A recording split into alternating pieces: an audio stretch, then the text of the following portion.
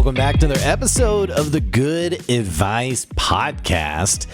I hope you guys are all doing well today and you're ready to tune in to another great episode of the podcast. I'm sharing this conversation I had over Zoom with my friend Lila Smith, who is, there's no other way to put it. She's a rock star when it comes to understanding how we talk about things, and more importantly, from a business perspective, how do we really communicate our brand identity? How do we really talk about the things that are important to us, not just to our customers, but to also the people who work for us? It's an incredible conversation. I absolutely love Lila, and I really enjoyed having this discussion with her.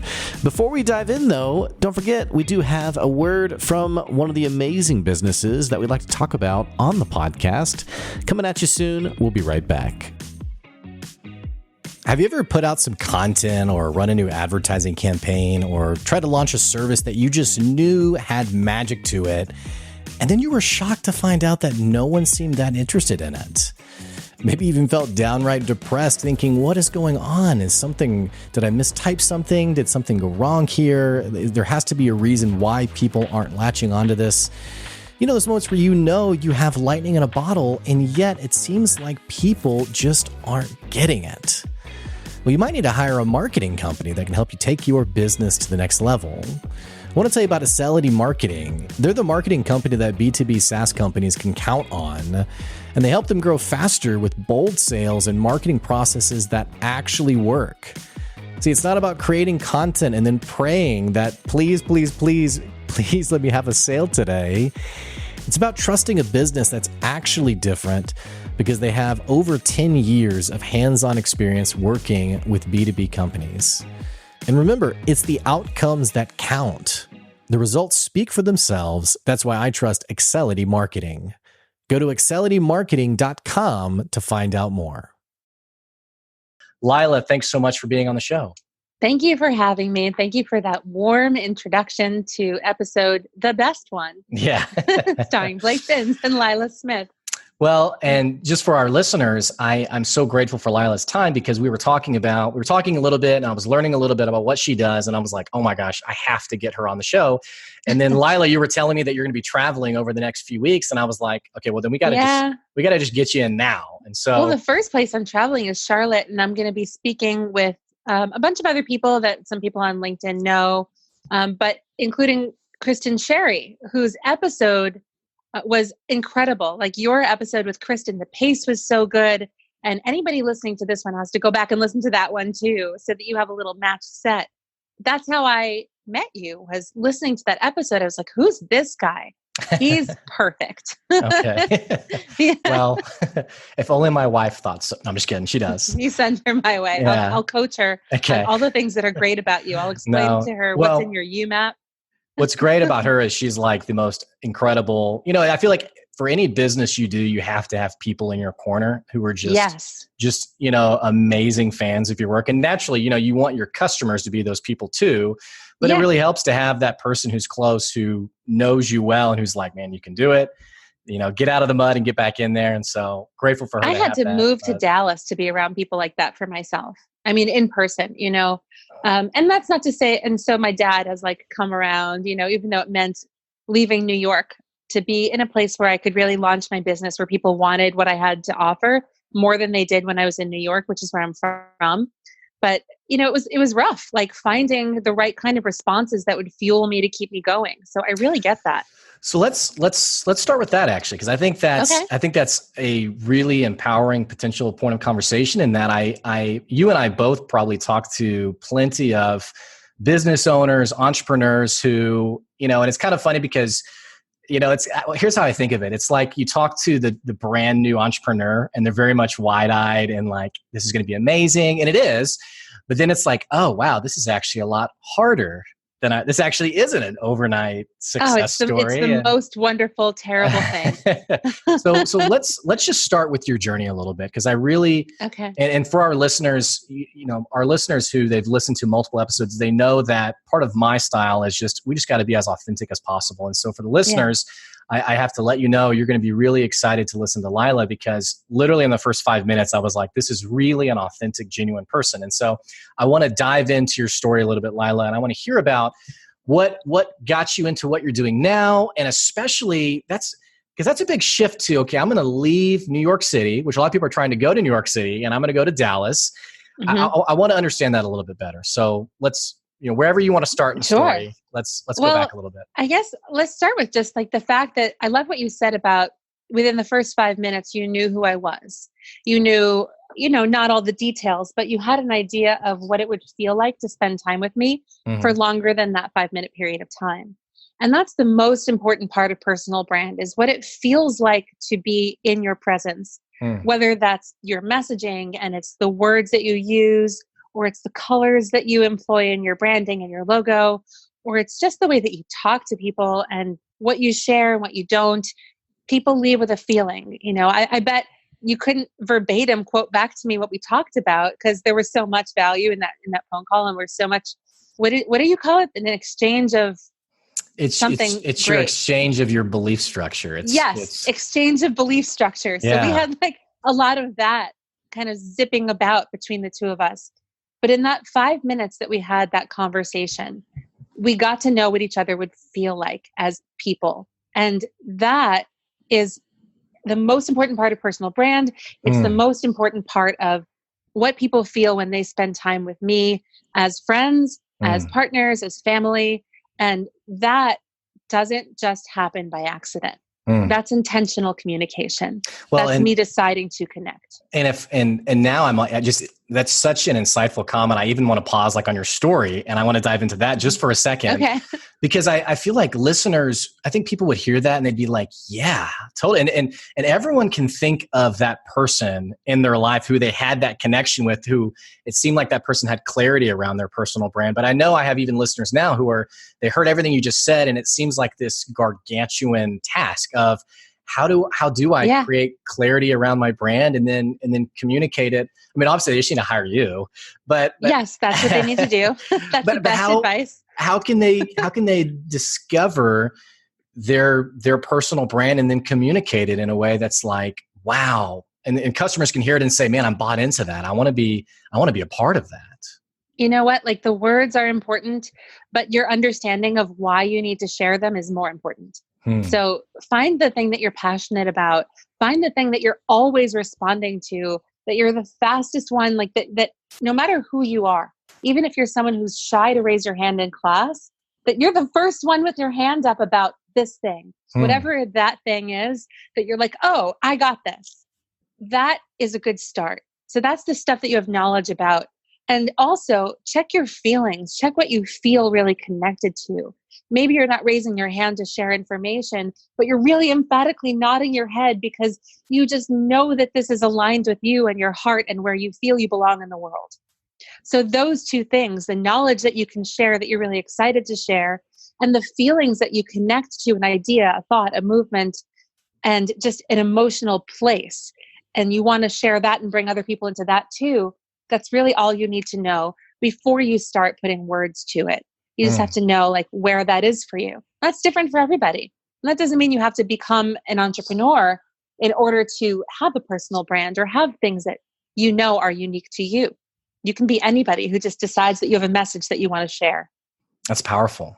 It's powerful to walk in the clarity of, this is my brand and this is what I stand for. And this is what even to say like, this is what my purpose is. Everything that you're saying is, I think if someone can grab on to just a portion of that, they can live more meaningful lives, because they're walking out of a clarity of impact. This is why I exist. This is why I matter. Clarity of impact. I love these phrases. I hope that you'll put those words somewhere, like hashtag exchange of belief structures, hashtag clarity of impact. I love your words. Well, so where do your words come from? Because you have a lot of them. Have you done your UMAP yet? Do you know if communication is one of your strengths? Well, I've been really. I bet it is. Well, I've been really blessed to have really incredible opportunities growing up that have positioned me in front of people. And so even at a young age, I had opportunities where I was in front of people speaking, and then I'd have mentors who would come alongside me and say, okay, don't say it that way, or don't do it this way. And it was even less like coaching in terms of, because I don't consider myself like an eloquent speaker. It was more really? of, you are. Not really. I mean, I a lot, I guess, but you So, know, so yeah. Well, so even thinking back to those people in my life, they were really good about centering me on who I am and my message. And I think that's what's enabled me to be a communicator is I am such, and I think I even wouldn't call myself a communicator. I'd call myself a connector. And so when I talk to mm. someone, this is like the most hokey, cheesy example I can think of, but it's literally what I have in Okay, my I'm here mind. for it. I'm here for it. I love cheese. Yeah. Well, so what I envision is I envision like my heart in the sense of everything I stand for, my values, my beliefs, whatever. And when I meet someone, I envision, this is so silly as I'm saying it, but I envision their heart. I'm thinking like, I almost like envision like drawing a string from mine to theirs and thinking, okay, how do Hmm. I make a real connection with this person? And so, Yeah. and it's also what makes people uncomfortable sometimes because especially in really, so I used to work a lot in corporations, Hmm. especially in very professional environments where people are used to having sort of the facade or like the veneer of their title or position. And then to have me who's trying to really peel back that layer because I'm trying to really Oh, figure out. people who are really title aligned, like that, Mhm. they're like, oh, that's who I am. Right. If you feel like that's not enough for you, that's very threatening to some people because they often don't know who they are. So if it looks like you're trying to connect to that person, that who they are, and they don't know who that is, that can be very threatening. So Right. that's why like that facade is very protective for some people. Right. They And connect to others like who only also identify title to title. exactly. Exactly. And and I love the way you worded that because it's rarely out of like malintent where the person is Right. they're just egocentric. Sometimes it is, but often Yeah, sometimes it is. it's exactly what you said. I just don't have clarity around who I am. And Yeah. so all I have to go by is this title that's part of my identity. I'm a senior vice president, and that is part of who I am. And it's the people where you see it go to a point of ridiculousness. And I mentioned this on the phone of someone who introduces themselves by their title before even their name. Oh, have you talked to your So listeners about that before? Can you tell the I've probably story of mentioned. what happened? Because this is appalling to me. Well, it's kind of what pushed me out of my last company, meaning it was kind of the breaking point where I said, you know what, I think I want to work somewhere else. I was at this corporate event with this really well-known company. It's an international company. And I was saying hello to everybody. And I went up to one person and said, hey, I'm Blake. It's great to meet you. And he said, hey, I'm the senior vice president of, and he mentioned his division. And I kind of laughed internally and I said, okay, well, what's your name? And he goes, oh yeah, sorry, I'm so and so. Oh my And God, that's so sad. I just like yeah, well, weep for him. I'm so sad for that guy. and Just it's because it wasn't his instinct. Not that he doesn't know his name, obviously, but mm-hmm, that it wasn't his instinct to lead with his own value first, mm-hmm, and then say, and the way that that manifests is as senior right. VP of whatever. Well, your clarity around your identity has to really come from something internal rather than external. Yeah. Because let's say Yes. tomorrow he loses the job, and Oh my God. He that's would be who destroyed. He'd be exactly because destroyed. that's what his soul clings to is I am an SVP and that's who I am. And so now when I don't have that, it's the same thing as like a major athlete who has an ACL tear and never gets back Right. into the sport. That's who I Right. was. Who am I now without that? And that's why it You has to know, start inward. I've talked with athletes, funny that you mention it, and I'm actually going to speak at the Dallas Mavericks organization on August 7th. I'm not sure when this will air, so this will either be after or before that. But the organization that I'm going to, I'm doing one of my Verb Your Values workshops for them. This is the simplest, like 2 minutes that'll change your life. That I'll do it here with you on this podcast Yeah. so that your viewers can hear it too. But I'm going to talk to them about athletes and people who support them, and all of that kind of stuff can come and go so quickly that if you don't know who you are outside of a team identity, if your fans don't know who you are outside of that team, then they don't know how to root for you when you're traded. They don't know how to root for you after you've had an injury. Right. And that's the same thing with like an SVP. If you leave that company, people still need to know how to root for you. Mm-hmm. They need to know how to connect you to others. They need to know where to mention you, where to tag you on social media, what kind of opportunities to send your way. And it's your responsibility to know those things first so that you can empower them to do that. Absolutely. Well, and it's I love how you phrase that too, because it's what's so crazy about this is sometimes I'll sit down with people and I'll ask them, especially like in initial conversations, I'll ask the question that's something like, who are you? Who is this person that I'm talking to? And they'll name off, a title, position, or they'll say something like, a really common one I hear is, the first line is, oh, well, I've been in the, yes, retail industry for 30 years. And I say, okay, yeah, but that doesn't mean anything to me. Oh, I was an actor my whole life, and being around actors, gosh, I had forgotten until just now, until what you said sparked this in me. But being around actors for so long, you would say, hey, I'm Lila. Nice to meet you. And they'd be like, hey, I'm, Blake Benz. And I just finished doing the national tour of Fiddler on the Roof, directed by Sammy Dallas Bayes. And I'd be like, oh, I've worked with Sammy Dallas Bayes on 8 different shows in Oneonta. Yeah. And then we would go back and forth about, okay, who do you know from this thing? Who do you know from that thing? And it's really about let's understand where we already sit in each other's networks. Right. And then we'll understand contextually what the social structure is, what kind of roles we might have played. Are we in competition for the same roles? And you're sizing each other up. It's posturing. It is. Oh, and if you go to LA, forget it. Oh my gosh. Good luck connecting within the first 5 minutes. And, one of those people in film, I love those people. But it takes a while for them to drop what you were calling the facade before. In general, this isn't about any one particular person, but in general, people who feel actors, people who are performers, people who are models or athletes, they get paid on a brand. They get paid on what they look like, on what they sound like, on what their last job was, on what its reviews were, on their performance, on their metrics, for their performance on court, if you're a basketball player or something. And so you're only as valuable as your last, whatever, picture in OK Magazine. And was it cute or not? And so everything can shift after that. The stakes are so high. It leaves out a lot of personal brand. So in social media, some of the celebrities that I really enjoy following the most are Jennifer Garner, because she will get real and show you how she makes oatmeal. And that connects me to her, and it makes me want to see her movies, regardless of what the movies are. I'm like, you know what? I like her. I know what she'll show up as on screen because I know what she is as a person. And that's what people don't know about acting too, is that we're bringing reality to the stage or to the screen. It's just somebody else's words, but we're bringing ourselves on purpose. Yeah. Well, and it feels like there's a line to straddle there somewhere where, obviously on one side you have the fully embraced person around their title and position, and that's their identity.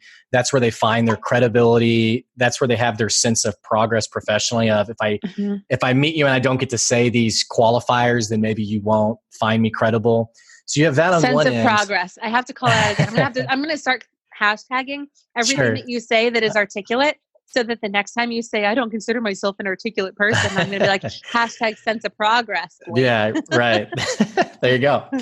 So you have that on one side. On the other side, and this is where I have fallen sometimes to my own detriment, where you meet someone, you say, hey, I'm Blake. And they say, what do you do? And I'm like, nothing. I work with some people, and you undersell yourself. And that's probably where I go to a fault, where I need to be. Really? I think so. I mean, I've had people point out, man, you undersold yourself there. And it's because part of it comes out of the PTSD of working with so many people on this, let me tell you my title first. So I've swung so far the other way. Where is that middle ground? It feels like there's where you can what are you proud of? Me personally? Yeah. If instead of saying hey, Blake, what do you do? My question was, hey, Blake, what are you proud of? I like that. How do you answer that? Well, actually you can't see it, but to the left of the screen, I have some letters that are framed on the wall, and they're from people who I've worked with. And actually most of them are when I was actually a high school teacher. And so most of them are letters from my students. And so on the days that I feel, that I'm totally worthless or not doing something beneficial, that's the fuel for me. But you're not like only teaching high school now. You have Right. other things that you're doing too that are of value. So what I would encourage you to do is look at those letters and see what the common thread is, because that's you. What are they all saying? What kind of teacher are you? What do your students mostly say is awesome about you? Right. Well, I was, it's so funny because at the time, I didn't even care the subject. I was a science teacher, but all I really cared about so I was working in downtown Houston, and it was a really challenging school. It was on the brink of being closed down, and it was like the 6th largest district in the country. And all I cared about was that these kids, who a lot of them had full-time jobs themselves because they were actually the breadwinners of their families, I just cared that they had someone in their corner, was really what I cared about. And now that I work with business owners, it's kind of the same philosophy. Is I want that person to know I'm in their corner. And it's not always like kittens and rainbows. Sometimes it's really challenging, hard conversations, because in my mind, it's a little bit of the ends justify the means, meaning it's better for me to be honest and direct with you to help you move forward than to just tell you something encouraging, right? So some people get misaligned with what I do, in the sense of like, oh, you must be like a life coach, or you must be a really professional encourager. And it's like, no, we get really nitty gritty, but the heart behind that is, and I had a mentor when I was young who he said his purpose in life was to hold the ladder for other people to climb up. Instead of you yourself always climbing the ladder, what does it look like to hold the ladder so someone else can climb up it? And so I've stolen that for myself. So you're using some things that are bringing up verbs in me, and verbs are part of what I do when I define a brand or give it to somebody or help them work through that. It sounds like here, my first, my 3 verbs that define who I am and what you're going to feel as a result of communicating with me are to affirm, to connect, and to empower. And 2 of the verbs that stood out for me in your communication, whether you said them directly or not, are to champion and to mentor. So you will be that champion for those kids. You'll be that champion for business owners, for entrepreneurs. You'll be the champion for really anybody. And you've probably always been that way your whole life. So to champion and to mentor, like if you introduce yourself and say, hey, I'm Blake Benz and I'm a champion of others, a championer of others and a mentor to those who really want to go farther. I mean, even just as like a first draft of something, put a pin in that and see what information you have that backs that up. So if you look at all of those different letters, they're all going to talk about how in some way they felt you had their back. Right. And all of your podcast guests are going to say the same thing. I've witnessed it. I'm feeling it already. And in our conversation before this too, just to give some transparency and like a light on stuff that people don't see behind the background, behind the scenes of podcasts. Here are some things that Blake said to me about being a guest. He said, if you feel that there's something you want to talk about that would highlight you or your skills or your upcoming events more, please feel free to steer the conversation in that direction. Already, championing me and also, telling me that I had the right to do that. And at the same time, mentoring me, and showing me that I didn't have to just accept the conversation as it was if I felt that something could be more beneficial for me. Also, giving me the ability and the rights to take any recorded bits of this without having to contact him first and download little sound bites of myself and use them for promotion without even having to credit him. So again, to mentor behind the scenes. And those are some things that I'm calling out about you because you're never going to say that stuff publicly about yourself. But those are things that are part of your brand that show up in your behavior. So if you take inventory of how you go through an entire day, you are a championer of others, a mentor of others. And there's one final thing, we'll figure it out, but everybody gets 3 verbs. So those things are true of you to me. Does that sound right to you? Does that sound like who you are? It does. And I'm actually, as I was listening, I was like, first of all, I was thinking, wow, I really like Lila. I really appreciate you. The second thing, I was just thinking like, I think what's so amazing about the people I get to have on the show is someone like yourself, you come on the episode and it's amazing how easy it is for you to work out of the magic of who you are and like your skill set and your expertise. And I think what's really exciting for our listeners is to hear how you literally, what you do for a living, you just did with me. And it only took a few minutes of your intuition taking control and saying, you know what, this is what I've already gathered about Blake. And so I can tell that what you do for a living is something that really benefits people and that you're making your impact every single day. Thank you. What I want to do is I want to go back to the original question before I totally sidetracked us. I see the person who's in front of me today, and you're amazing, and you're obviously very gifted, and you're obviously making a big difference. What I always try to do for people, especially entrepreneurs who listen to the podcast, who they can't necessarily envision themselves down the road as that successful person. They just see themselves, and we're our biggest critics of ourselves, but they see themselves as they are. And I always try to connect people with who they could become by bringing people on the show and unpacking, okay, before there was Lila Smith, Say Things Better, who were you? Let's hear a little bit about the story.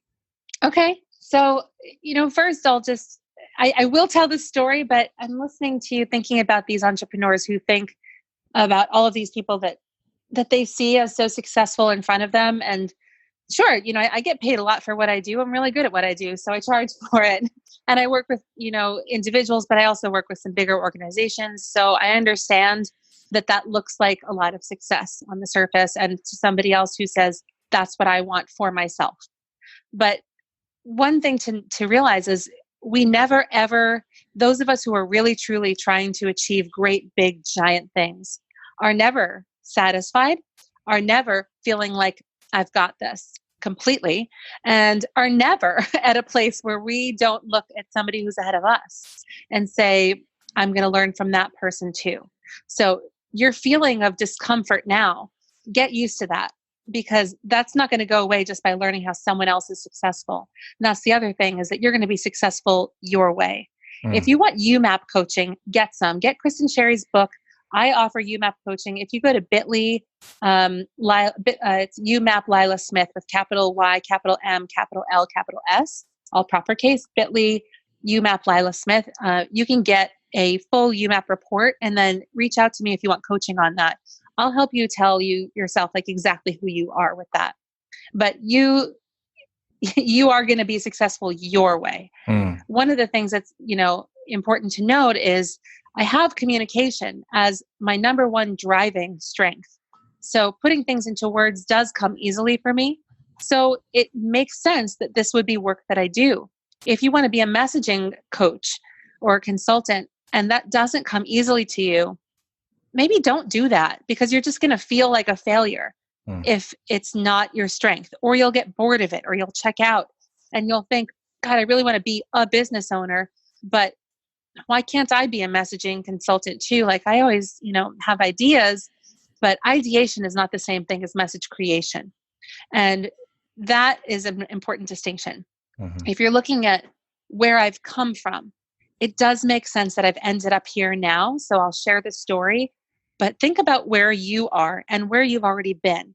The parts of your life story are going to be the things that show you in the future why they existed way later. The everything happens for a reason, the connecting the dots, your life story, your UMAP, your strengths, your values, your skills, and how you're wired. These are the things that are going to make you successful, how you're going to be successful. So my story is from, like a very, very young age, pre-birth.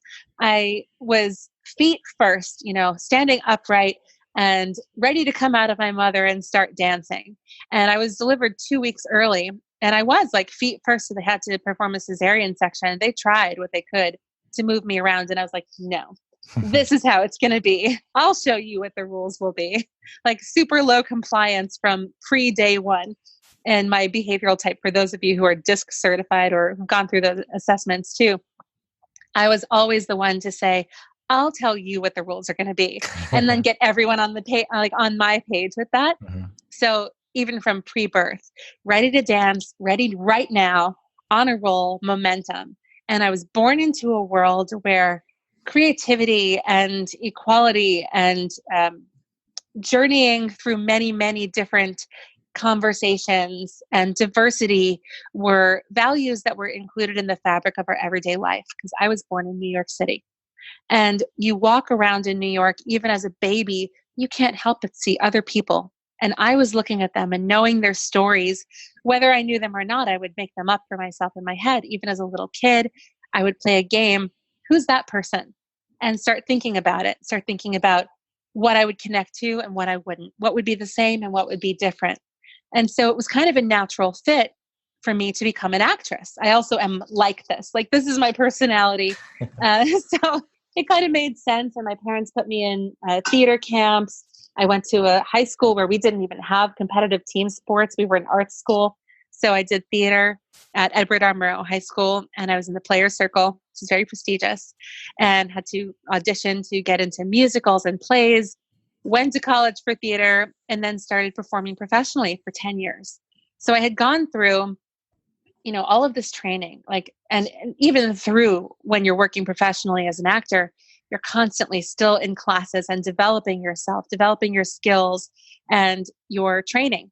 So I've trained in all different theater methods, and I took it really seriously, and I loved it. I loved that before you get to rehearsal, you open a script and you learn who that character is. All of these stories that I had always looked around and seen in other people and made up in my head, now somebody else had told me what the story was.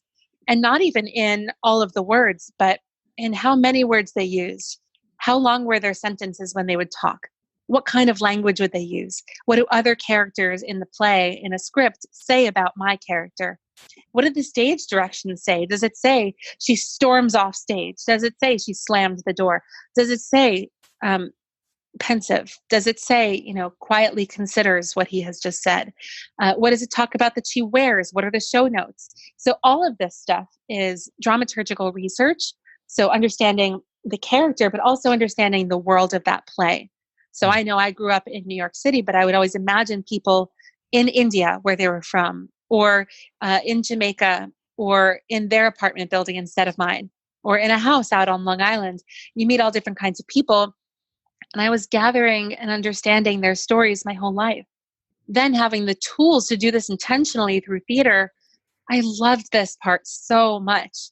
And it makes sense then that I continue to tell people's stories. I continue now to recognize what's individual about someone and what's special about their life story, and just keep sharing those things and keep calling them out, calling out the things that are useful from a script, calling out the things that are useful from your history that show you who you are and what to talk about. So that's kind of like how that part of me happened. The other side of me is that I've always kind of wanted to use my brain in a way that would be influential. And that means managing other people. It has meant creating branded communications for customer facing roles, like even customer service templates, for companies that I've worked for before, training people who are going to represent a company. And it's explained in my UMAP that my career interest type is called the performer, but that doesn't just mean acting. It means artistic and enterprising. I'm a creator, but I want to use what I've created to create something influential, create something that's going to empower others in some way. So I created Say Things Better after already creating a lot of other impact in people's lives by managing them, putting them on paths that would mean, success for them, how they're going to be successful. And it's meant a lot of different things in this mainstream world where I also had a role. So I was an actress full time. And the last job that I had was as a director of e-commerce and communication for a footwear company. So I've done completely normal things, and I've been an actress. And in e-commerce, looking at things from a product perspective helped me to develop my toolbox discovery, which is part of Say Things Better coaching, where I do look at every single SKU that goes into the order of who you are. So if I'm ordering one brand new Blake Bins, I'm saying, okay, what do I need to create that? One, I need to champion. I need to mentor. Like, those are things that are part of you. I'd look at your history. I'd look at things that you've always done well. I would look at the impact that you've made on other people, and I would try to categorize it and name it. Because once you name something, you can repeat it. You can make it a brand pillar. You can make it a brand promise, and you can make it something intentional that you'll include in what you offer to the world. So that's kind of my backstory and where I am now. What Well, about you? well, before and it's so funny because I'm going to keep trying to throw it back to you, but because my Okay. listeners they hear everything about me all the time anyway. And so, Well, I'm going to ask weird questions that they haven't heard before. well, yeah, I'm interested in now you're you. grilling Yeah. me. Yeah. Yeah. I do want to ask you because you talk with so much, you just exude confidence, and it's obvious. I don't think it takes much to see how, how much quality you bring to the table in terms of what you do. Take me back to, like, was that always you, or was there a moment when you said, especially like maybe the day you first came up with Say Things Better, was there like the flipping of a switch where you were like, Oh, "Ooh, yeah. I could I actually mean, go do kind of. this," or Like, what was that day? there was a moment. And those people who know me on LinkedIn might also know who I'm talking about in this story. So there's a recruiter who focuses on like CPAs, accounting, financial services, and his name is Adam Karpiak. He is one of the funniest people that you'll ever meet on LinkedIn, but he also will give it to you straight. Like, he'll tell you if you are applying for a position like that, don't send like a bag of feathers just to stand out. Hmm. It won't go through an ATS system any better. And you do actually have to pre-qualify candidates. Like, he'll tell you the real stuff. But he's so funny. And I connected with him really early in my LinkedIn journey. So my LinkedIn journey is also part of my story. I started using LinkedIn June 1st, 2017, really intentionally. So actually, it was the day before that, but I had set myself a goal for that whole month of June to spend 15 minutes a day on LinkedIn, just commenting, looking at things, sending messages instead of going right to Facebook first. I thought maybe a different kind of connection would bring out something different in me to take me out of a place where I felt stuck, where I'm guessing some of your listeners currently feel. Like, how are they ever going to move from where they are to where they don't even know they can go? And that was that month for me, June 2017. Adam was the first people that I connected to as like a person, not just somebody that I'd worked with before, but somebody who was a content creator who was somewhere else in the world. And he wasn't that far from me, but we had not met. We were friends and like had been messaging back and forth for like a week or two, which is like camp time, and LinkedIn time. This is like, the feeling of months of friendship and connection. So we were talking about, Adam Karpiak and I were talking about headshots and what people would choose as their headshot on LinkedIn.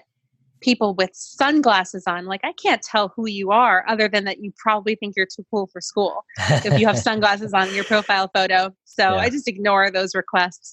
And then, people in bikinis or people leaning on cars or people in a group of 7 people and we don't know which one is you. We don't know you yet. So like just how totally blasé people are about the image that they choose to represent their brand on LinkedIn. And this is a professional networking platform. And I said, you know what? Reminds me of when I was in theater and we would have to use really good headshots all the time so that the second that a casting director would pick it up, they would know the exact like next 20 roles that they could envision us playing. And it was so important to have that visual brand. So I had like brought this up and Adam said, yeah, that's a good point. But like, what do you know about that? And I was like, well, when I was acting. And he was like, wait, hold up. What do you mean when you were an actress? Like, you're not an actress. You work in e-commerce. And I had this like, oh my God, he doesn't know who I am moment, like a crisis of consciousness and of identity. And I realized he didn't know who I was because I hadn't told him. I hadn't been sharing that part of me. Part of it, I think, was probably just knowing that he was a recruiter and thinking that it would make him not take me seriously if he knew. And that was something that I'd kind of been hiding in my time on LinkedIn because I wasn't really happy where I was. I felt unfulfilled. I didn't know what to do next other than maybe going to a bigger company or selling something online that I was more passionate about, working with a different kind of product in a different company. But it wasn't it. It was just, I hadn't put the pieces of myself together yet. I didn't really get what I brought to the table. I was doing all these things. I was in some way connecting to other people and their stories. I was in some way giving them a path to move forward. but I didn't realize how closely connected it was, my behavior, those actions, those parts of my job, to my main values, the things that have always been true of me and what I wanted to experience in my life. So I had to put that together over some time. And it took that moment of, I guess this is important to me. I felt like so shaken and so distraught that this person that I felt I was getting close to didn't know who I was at all. And so I guessed it was probably a pretty strong part of my identity that I hadn't put a name to yet. It was really important for me to discover that and to have that moment. So immediately following that, I went and created a post. I think it was one of my very early ones about what theater people and military veterans had in common and why they were both very hireable. And still, not creating anything from it, but starting to talk about it, starting to talk about this thing that made me different instead of hiding it. So often, the things that we feel shame about, the things that we are worried about getting found out about, are the things that are our superpowers that make our message something that someone else will hear better from us than they would from someone else. And those are the things that I try to pull out of my clients. Those things that are your success stories from your heart, the things that are your true identity, like the Clark Kent, the Superman, like you're both of those people at the same time. Just because you put on glasses and go into an office doesn't mean that you're not also saving lives. And just because you fly around with a cape, creating, incredible deeds of daring do, doesn't mean that you're not also making an impact at an office where people count on you as a reporter. So whatever it is that you are one person, but people count on you. If you're Superman, that's your personal brand. People know they can count on you. Well, and your story is pretty amazing because it's people, and I was talking to someone maybe about a month ago, and she was talking about how she feels so much joy. She's a physical therapist, and she feels so much joy about her job today that she didn't feel maybe 5 years ago. Because as people, when we talk about impact or making a difference, we tend to think in terms of these orders of magnitude of, I don't know, being on stage with 10,000 people. Yeah. And if there aren't 10,000 people, if we're at, 9,999, I've somehow missed my calling in life. And I think what you're speaking to that also resonates with this person's story is she would talk about now she comes into her job and there's that one person that she has the power to connect with and to impart into and make a difference in. And it kind of frames your perspective on life a little bit differently when you realize there are people in my life today, not 10 years from now, today that are in front of me who I can have a legitimate positive influence on. And the greatest shame would be two things. It would be missing those people because it's not big enough in your mind. And then I love what you said of sort of the things we're ashamed of and how we discount our own unique. And I think Kristen actually said something similar on her podcast episode where there's things that are so intrinsically mundane to us because they come natural to us. Right. But there's such a bright gifting to other people. Right. And if we don't nurture that and cherish that, then we miss out on the opportunity to really impact someone else positively. Absolutely. So. Broadus Palmer, who's a client and friend of mine, and I've checked with him about this to see if it would be okay to share, and he's approved this message. So Broadus Palmer said to me the other morning, you probably don't realize this because you just said all that like it's nothing, but that was life-changing information for me. Do you realize the value that you bring? And I was like, actually, I guess I don't, he kind of stopped me in my breath for a second. And I was like, okay, what was it? And then I went back into that inventory mode of the same way I created Say Things Better to see okay, what is it about my communication that's connective? I went back into this conversation to spew it out, to see what are the elements of this conversation that were life-changing to him. Because if I can create that kind of impact for him, then I can repeat it. I can create it for another person. I can intentionally bring that back to future conversations with him to continue our coaching. Or I can also create a program about it that does communicate it at scale. But speaking of scale and speaking of, who we want to impact and how big it has to be important and fulfilling, if you look at your own strengths and your own values, these things will tell you how you will be comfortable or confident in the world. If you create an impact for many or for a few. Some people in seeking creating an impact for many miss out, as you were saying, on that impact for the few, where that might be the very thing that makes them feel fulfilled. People with a relator strength or developer strength, these are relating themed strengths. And what they mean are, relators really develop one-on-one close connections that are meaningful in their relationships. Developers identify small bits of progress and celebrate them as big in the people that they are in some way helping or mentoring. And they take their time and they invest in people, individuals. You can invest in a community too, but these are relating themes. These are how we build relationships in life, the things that are really important to us. So if you have a lot of relating theme strengths, then it might be about making those personal connections. I have 2 in my top 5. I also have 2 influencing themed strengths. One of them is communication, and the other is winning others over, which explains why we connected in 5 minutes and I was an open book and I was like, here I am, and why I walk into a room and people notice. I walk into a room and can immediately connect with 10,000 people who are watching me speak. And that could be in content or in an auditorium, a theater. And that's part of who I am and what I'm built like. So I need both, but not everybody will. And some people won't need a lot of those really deep, close connections. Some people will just need to go like a whirlwind through the world, collecting experiences and collecting impact. We're all wired differently, and each way that we are wired is valid. Each way a person comes and shows up in the world is valid. So don't judge yourself for not making the impact that somebody else needs if you don't really need to make it that way. Well, it's and you already said this, but it's understanding how do your talents fit in the world, and what a shame it would be to discount what you bring to the table because it's just like you said, it doesn't look like someone else's success or the way someone else has approached it.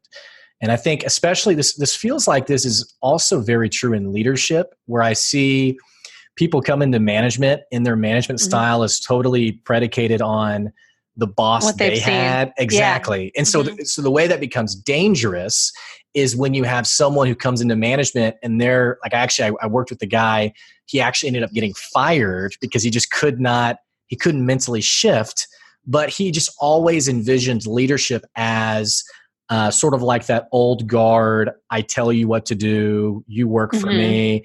And that's frankly that's what he had grown up in. It's what that was in his mind, that was the DNA of leadership. And because he couldn't separate from how he perceived other people should do this, it ended up costing him influence. It cost him the influence of his team. Yes. It cost him the impact he could have made because, I mean, very plainly, he got let go. He had to move on. Part of his journey was interrupted because of his inability to separate that. And I don't say that out of like a shame on him way. It's more of it takes a lot to really self-assess and understand, am I approaching this from my unique giftings or am I just trying to mimic what I've seen other people do? Yeah. Oh, I want to shout out a friend here. Steve Sullivan is a certified UMAP coach also. He's building UMAP into a leadership development program. And he is a leadership coach himself. He's been in various positions of leadership, and he's specializing in IT leaders in the healthcare space and developing their person-to-person leadership style using their UMAPs. So it's exactly what we're talking about, but especially in that niche, although I think he's working with leaders of all kinds across industries. But it's really fascinating to me how many people are using UMAP in different ways. We're all, Shar Auckland is a UMAP health coach, developing programs for people, including myself, that say, oh, here are your wellness goals. Well, here's how you're going to achieve them and how that's different than somebody else. And Steve with leadership and myself with communication and personal branding, and that we're all using this one thing very differently. And it's just another way that shows up, that we each have our own different something. And it's important that even if it's the same idea, we give ourselves the empowerment to speak to it, to add voice and add our context. I have a different perspective because I have a theater background. Well, and it's understanding that different isn't bad. And Yeah. I think this is what caused me to cling to Kristen's content so well, is because when I was doing corporate coaching and like even large group, like team wide coaching, one of the most incredible things was, in my mind, I would be talking about like the most insightful thing, and people would be moderately, they'd be like, oh yeah, that's great. But the moment I shifted to personality, let's talk about personality. Let's talk about your perception, how you view the world, and especially what it looks like working with one another. The room would just light up, and people would suddenly just seeing the light bulbs that people were having. I even had a person one time who I didn't know this, but she was having conflict with someone else on the team. And as they discovered that they viewed the world very differently and they were bringing different backgrounds, she goes, oh my gosh, you don't hate me. And the other person was like, oh, I didn't even know you thought that. I didn't even know you thought that Oh, way. wow. But it was, yeah, what a magical moment. and I think it's why Kristen's work is so powerful, is especially in the world of management, you're understanding how very little it has to do with like, I don't even know the word for it, how I position my leadership, so to speak. And it's Your leadership brand. Yeah. Yeah. And it's so much more about, okay, how do I help people understand what they're bringing to the table, their own perspectives, and then how do we interlock that with other people who are on the team? How do we make all of us be in alignment with one another, where, it's not that you hate me, you have a direct philosophy, you have a more assertive personality, or what have you. This is a good time to play the verb your values game, because that person, the one who somehow made somebody else feel that they hated them when it wasn't true at all, that person could have used this. So this is a 2-minute change your life game. Okay. That I'm going to play with you and the listeners or viewers of this segment. Now we're about to have a greater sense of accountability to intentional communication. Once you watch this, you can't unwatch it. Once you listen, you can't unhear it. So This is like the Matrix red pill, blue pill moment. So if you're not interested in being a better communicator for the rest of your life, who also with great power knows that there is great responsibility, you should probably stop listening. I feel nervous. But if you're ready to change, you should, because everything's about to get better. And we're always nervous, like when things are about to become more powerful in our lives. So here's the game. Pick any piece of writing that's by you, or say any sentence, something short. Some of the sentences that have been used recently are, I had pizza for dinner last night.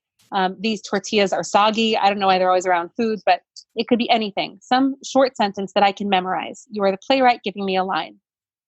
Just something that I've said before or recently, anything. Or hold the ladder for others to climb up. Hold the ladder for others to climb up. Perfect. So I'm going to just memorize this right now. Hold the ladder for others to climb up. This is the actress learning her line. Hold the ladder for others to climb up. Hold the ladder for others to climb up. Hold the ladder for others to climb up. Hold the ladder for others to climb up. And now I got it. That's all it takes for me. Hold the ladder for others to climb up. And now let's recognize something. If I'm going to communicate something to you, it goes here from my head towards yours and lands there. It takes an action. It goes in motion. It goes from me kinetically to you and has an impact there. Whether I decide what that impact is going to be or not, it has one. So if I don't decide this is how I'm going to make someone feel, the result is that sometimes, like that woman felt that other person hated them when that wasn't the case at all. So apparently that other person's communication, had an impact. She just hadn't intended what it was going to be. So instead of saying, it was never my intention to make you feel that I hated you, she would have to answer the question, what did you intend? What did you intend for me to feel as you were communicating with me? That's the accountability. If you can't answer that question, you haven't communicated intentionally yet. So verb your values is the name of this exercise. Values come from your heart. They are unshakable. These are the places where we are always the most true to ourselves and what's important to us. So my values in terms of what I want that action to be, what I want that impact to feel like are to affirm, to connect, and to empower. So I decide to do that with my communication. If it's the sentence, hold the ladder for others to climb up, and I'm going to affirm, I just heard this from you. So to affirm, hold the ladder for others to climb up. I'm just affirming that was a good idea. Hold the ladder for others to climb up. And if it's to connect, thinking about this idea and settling into it, to connect, hold the ladder for others to climb up. And if I go into to empower, which is that verb for me, hold the ladder for others to climb up. I'm empowering you. And if I wanted to change those verbs to something that wasn't mine, but just to illustrate, the opposite might be to intimidate or to diminish. So hold the ladder for others to climb up. Right. And to dismiss, hold the ladder for others to climb up. And you could do something like to excite or to energize. Hold the ladder for others to climb up. And you just have to decide what your verbs are, the ones that are true to your heart. And then whenever you communicate with somebody, it's the simplest adjustment you can make. What are my verbs? To affirm, to connect, to empower, and then talk to that person. Just being cognizant of it helps you to be more intentional in the way that you connect to others. Well, it helps people give grace to one another too when there's friction. Because so in the case of this person of, you don't hate me, she was very relationship oriented and the other person was very much mission oriented, and both are important. Both are necessary for the business, but the person who was mission oriented would come across as very frank and direct because in her mind it was, we got to get this done. It's so important. Like our impact is so valuable. We got to move with urgency.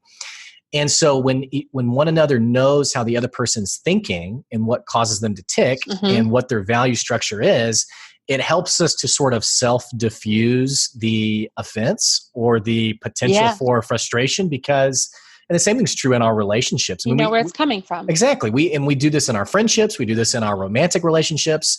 And when we don't do it, then there's offense there, or there's misalignment, or there's frustration. And ultimately you get an organization or a relationship that's not completing what it set out to do. There's too much white noise around what they intended to. So I think there's merit in what you're saying of really being able to verb your values and understand. And of course, it all falls back again on self-awareness though. It's, do I really know what it is that, to quote Marie Kondo, what brings me joy, what brings some excitement out of me that I can really attach to and say, I'm passionate about that. You're always going to be your best communicator when you're talking about something that you're passionate about. Right. People ask me for speaking coaching, because I do a lot of speaking engagements now. And they ask me for tips. What did you do on stage when you were acting full time? What do you do now, like as a speaker? I kind of want to talk about this thing, but I don't know. Like, I guess I could get paid as a speaker to talk about engineering stuff because I've been doing it for so long. But I hear their voice and I say, you don't really sound that excited about talking about that. How can you expect to connect to somebody else if you don't seem excited about it yourself? And then I ask them, what do you really like? Like I asked you, what are you proud of? When I ask you, what are you proud of? You had a very clear, immediate answer. And not everybody will. So I would suggest to people who don't have a clear answer to that to do some self-reflection. What are the things that you really would like to be recognized for? Like, okay, maybe it's you really do well shopping. You always can find a good deal, or you always find the exact right gift for somebody else. If you do, you probably have individualization as one of your top 5 strengths. But those are things that you might find repeatable in other ways, in some kind of related parallel application. So that's a good exercise if you're looking for some more self-awareness, to ask yourself, what are you proud of? But you can also ask yourself, what means the most to me? Or what's the most fun? If fun is one of your values, and it's not for everybody, it's one of mine, and it's one of Kristen's, and I know it's one of yours. If you want to have a good time, you want to connect in a way that feels natural. Right. But it's really one of my primary values. So if I'm not having fun, I'll check out. And then I won't be my most authentic, intentional communicating self. hmm Well, and I think from a public speaking perspective, but I think this also applies for, especially on social media, it has to be okay for not everyone to resonate with you. Oh yeah. And I Those aren't think your communication partner then. exactly. And Yeah. I love how Kristen framed that. And it's like, the things that you're most passionate about, there's people in the room who absolutely can cling to that. And I Yeah. think what keeps people sometimes from walking out that calling of what they're passionate about is they're thinking about, you resonated with, out of 100, you resonated with 90 of them, but there was 10 who were totally checked out and they don't approach life the same way as you do. And you allowed the 10 to now dictate your next conversation or how you frame your thinking moving forward. Yeah. And I wasn't talking about theater. I was keeping it out because I was worried about e-commerce recruiters as like my primary communication partner. And the thing is that the more I was myself, maybe I did kind of scare off some recruiters who were looking for somebody who would be very stable and would want to come into a 9-to-5 job every day. And maybe seeing who I really was showed them that I wasn't the right fit for them. And that is what I was afraid of. I was afraid that they would judge me that way. I was afraid that they would judge me that way, even if I knew that that wasn't the case, that I could shine there, that I could be in that role and be effective. But it really wasn't the most that I could be as a person. I was meant for a lot more. And what my communication partners showed me when they showed up, people who, when I started talking about theater, said, that's interesting. That's different. Tell me more about that. That thing that I'd been hiding, that I'd been ashamed of and had felt was so weird, was exactly what other people started telling me was the most valuable thing I had to say. And that's when I started looking more into it. And that's when I created Say Things Better. And now Say Things Better is an international movement of intentional communication. My communication partners, the real ones, the ones who told me that what I had to say was valuable, they made that happen with me. Well, and it's you mentioned moving to Dallas to surround yourself with better people, so to speak. And it's better for me. Yeah, that's right. Better for, yeah. Let's just dish on New York City for a second. No, yeah, better for you. And thinking about, you had people in your corner who really spoke life into that.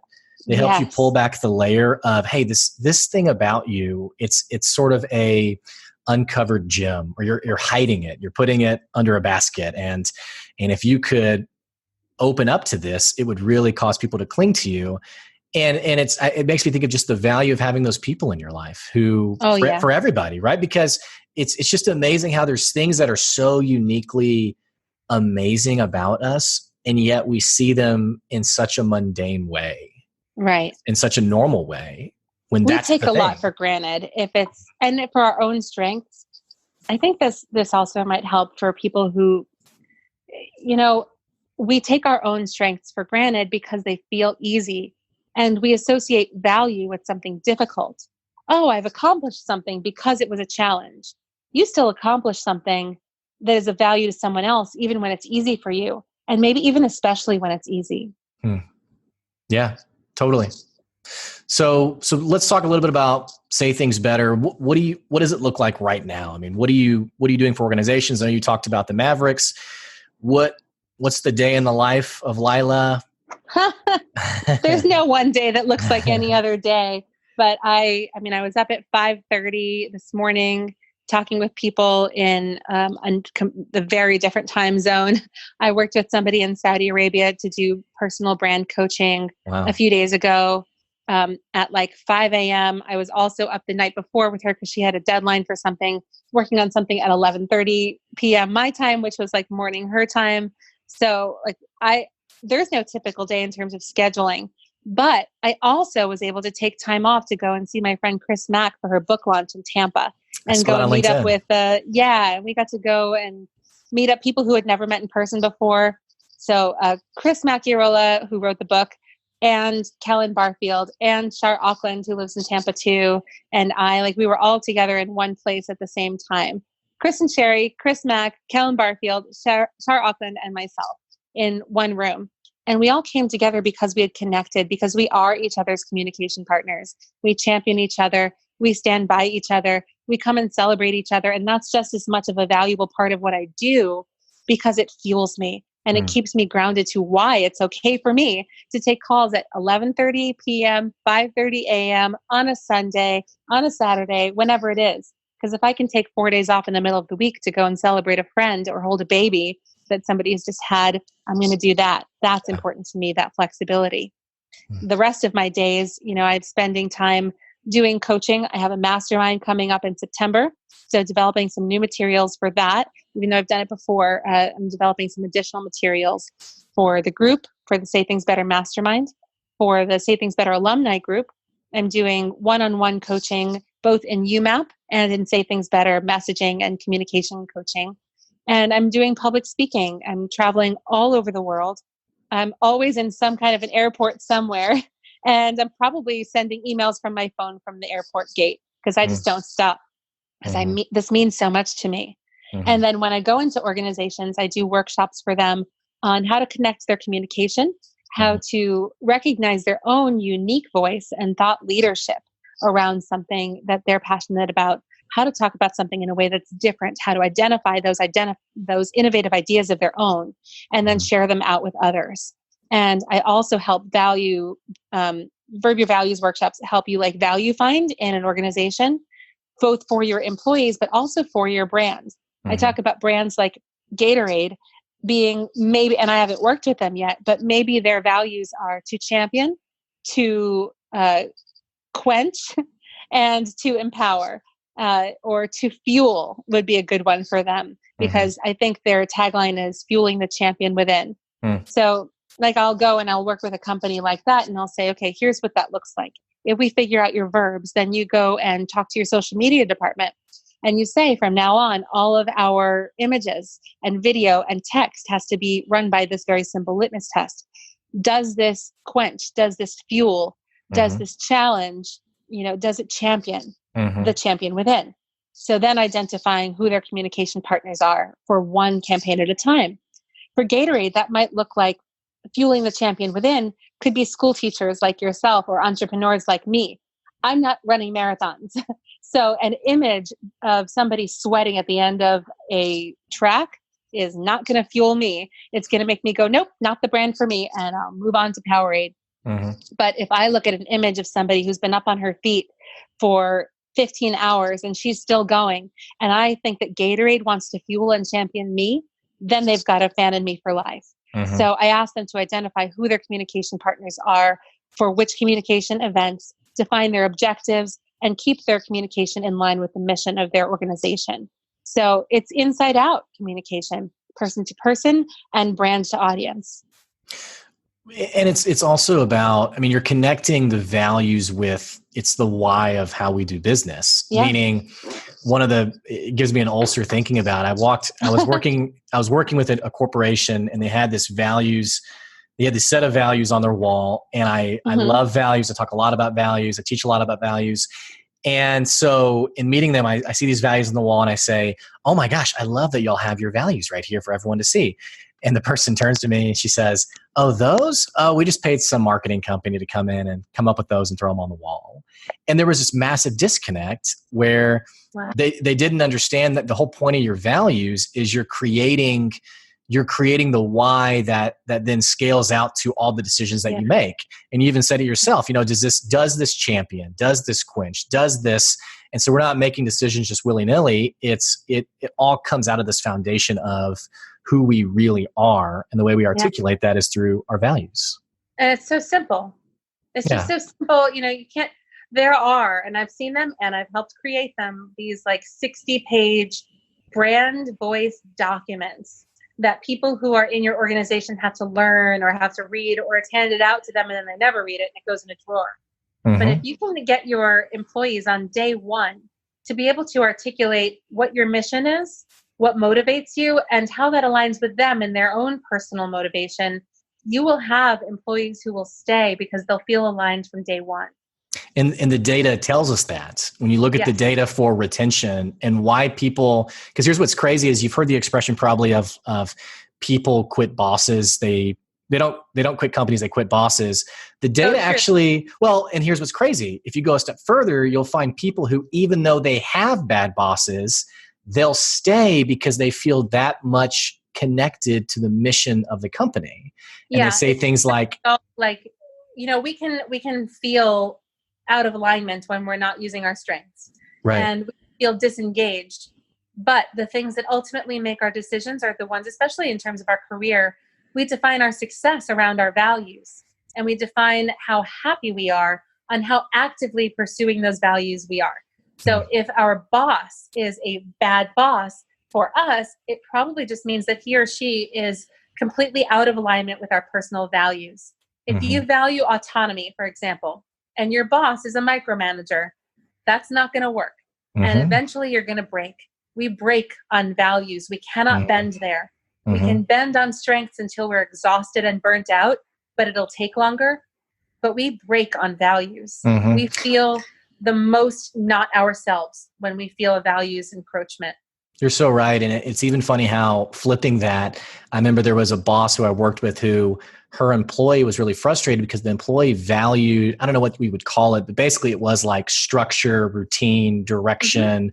And so the boss, she was so proud of herself for being so hands off, right? Which is so countercultural to what we often complain about in business. Yeah. But it was that exact thing. She was out of alignment with what her employee valued, and it had created this disconnect between the two of them. Yeah, and if you look at in that department, they could have a departmental culture within the organization. Maybe in like your innovation department or your marketing department, you want to have a lot of people working the way that they want to. And then there are other departments where you really need people to be able to be compliant. You certainly don't want like a group of accountants who are not compliant with structure. Like you need to be able to know what to expect from them, and they need to be able to know what to expect from you. So making sure that you have a communication agreement around those things can be one of those things that facilitates the activation of a culture. This is how we communicate here. Either that's going to be a good fit for you or it's not. And that's where culture fit really means culture fit, and not, you know what, we don't think you're a good culture fit, but really that's code for you're too old or you're too young or you're a person of color or you're a woman, Yeah. So those are the things that define culture, what it feels like to work there because of how you communicate your values. That's powerful. I love that. Thanks. Well, as we wrap up today, and that conversation went by so fast, how can people reach out to you? How do you want people to connect with you? What's the best way for that? You can find me on LinkedIn. Just look up Lila Smith or Say Things Better, and you can go to saythingsbetter.com. You can also contact me through that website, through saythingsbetter.com. If you want to work with me, email me directly at lila@saythingsbetter.com. It's LILA @saythingsbetter.com. If you're not sure yet, then follow me on social media, see what I have to say, follow my comments and engagements, follow along for like where I'm going in the world, catch videos or podcasts like this one. And you can find those on my profile on LinkedIn. You can also find me on Instagram at Lila Lasagna, and you can find me there as Say Things Better as well. Well, for our listeners, as you know, I don't have anyone on the show who I don't have the utmost trust and respect for. And so absolutely, if you are on the fence, I'm going to push you over it. You need to contact Lila. Absolutely worth every single penny. Lila, thanks so much for coming on the show. And for our listeners, let me know what you thought. You can email me, blake@goodadvicecoaching.com, or leave a comment on the podcast. Thanks for listening, and I will catch you later sometime. I don't know when the next one will be, but we'll catch you then. I'll see you.